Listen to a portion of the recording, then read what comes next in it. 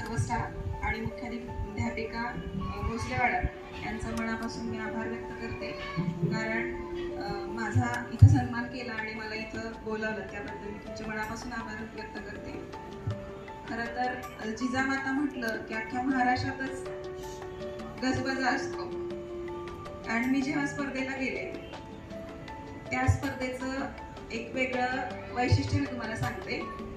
या स्पर्धेसाठी मागच्या वर्षी आपल्याच कॉलेजचे डॉक्टर तुषार साळुंखे सर यांचा द्वितीय क्रमांक आला होता आणि यावर्षी मी पुन्हा त्या स्पर्धेसाठी जिजामाताचीच कॅन्डिडेट आलेली आहे. तर तिथे एक दबदबा निर्माण झाला होता.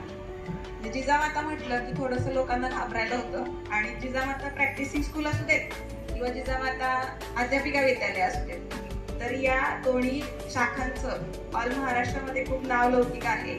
इथले उपक्रम आपल्या YouTube चॅनलच्या द्वारे किंवा आपण राबवित असलेल्या पालकांच्या ग्रुपवर सेंड करत असतो. त्यामुळे ते ऑल महाराष्ट्रामध्ये पोहोचवायला वेळ लागत नाही.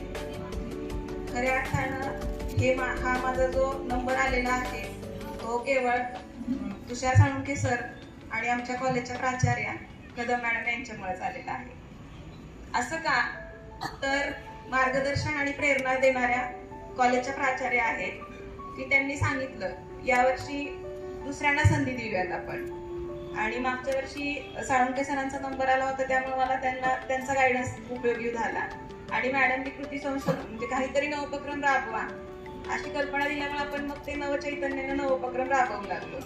सगळ्यात महत्वाचा सकारात्मक दृष्टिकोन हा खूप महत्वाचा आहे आपल्या प्रत्येक गोष्टीमध्ये. आपल्या आयुष्यात चढ उतार येत असतात, कधी अपयश येत असतं, पण प्रत्येक अपयश हे कुठल्या तरी यशाची पायरी आहे हे लक्षात ठेवायचे. पहिल्या गोष्टीत यश मिळेलच असं नाही, कधीतरी ते पुढे मिळणार असेल. आणि जेव्हा आपल्याला यश मिळत नाही तर यश का मिळत नाही याची आपण आधी कारणं शोधली पाहिजेत आणि मग ती कारणं शोधली की आपण यशाच्या पाठीमागे लागणार आहोत. मागच्याच वर्षी राज्यामध्ये प्रिन्सिपल मॅडम यांचा सुद्धा नंबर आला होता व्हिडिओ निर्मितीमध्ये. म्हणजे त्या वर्षीपासून म्हणजे SCRT मध्ये सुद्धा एक दबदबा निर्माण झालेला आहे की वेगळं काहीतरी आहे. आणि ऑल महाराष्ट्रात जर कोणाचं नाव निघत असेल तर फक्त जिजामाताच निघतं. कारण काल पण स्पर्धेला सगळे अधिकारी होते आमच्यासोबत आणि मी प्राध्यापिका होते. प्राध्यापिका आणि अधिकारी यांच्यामध्ये थोडासा अंतर असते. अधिकारी म्हटलं की सगळे अधिकार त्यांच्याकडे असतात आणि प्राध्यापिका म्हटलं की थोडंसं बघण्याचा दृष्टिकोन वेगळा असतो. परंतु तिथं गेल्यानंतर आपलं प्रेझेंटेशन आणि सरांचं मार्गदर्शन मला खूप चांगल्या पद्धतीने मिळालं आणि मी आपला जो दबदबा आहे रयत शिक्षण संस्थेचा आपल्या कॉलेजचा तो टिकवून ठेवण्यात मला यश मिळालेलं आहे.